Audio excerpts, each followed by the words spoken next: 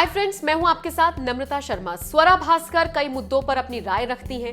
इन दिनों वो किसान आंदोलन का समर्थन कर रही हैं, रिहाना के ट्वीट का समर्थन कर रही हैं, कंगना पर तंज कस रही हैं। इन सब के बीच में स्वरा भास्कर को किसी ने ट्विटर पर जेलर कहा है, और ये जेलर कहने वाले शख्स कोई और नहीं बल्कि स्वरा के खुद के पिता हैं। पहली नजर में ये ट्वीट पढ़ने पर लगा कि क्या उन्होंने सीरियसली ये कमेंट किया है और अपनी बेटी को और अपनी पत्नी को जेलर बताया है। लेकिन फिर जब स्वरा ने उनका रिप्लाई किया तो उस रिप्लाई से समझ में आया कि पिता बेटी के बीच ये एक मजाक चल रहा है। स्वरा भास्कर के पिता सी उदय भास्कर ने अपने ट्वीट में क्या लिखा, ये मैं आपको पहले पढ़कर बता देती हूं। दरअसल उन्होंने लिखा, त्रिची सिगार पीना, जाने कहां गए वो दिन, मैं अब 2 कुशल जेलरों की सख्त निगरानी में हूं।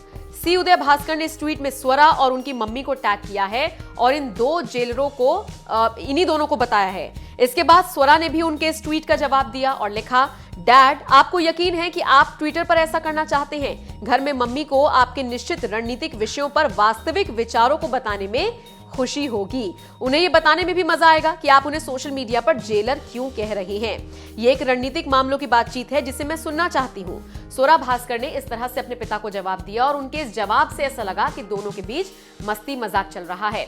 अब था तो ये मस्ती मजाक, लेकिन स्वरा यहां पर भी ट्रोल हो गई।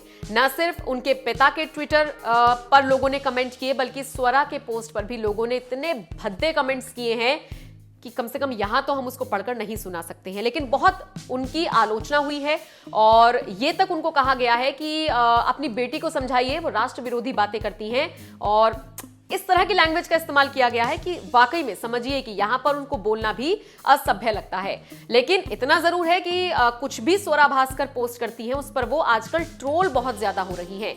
स्वरा भास्कर ने अपने पिता को जिस तरीके से ये जवाब दिया और फिर उस पर वो ट्रोल हुई, उसको आप किस तरह से देखते हैं, कमेंट करके हमें जरूर बताएं।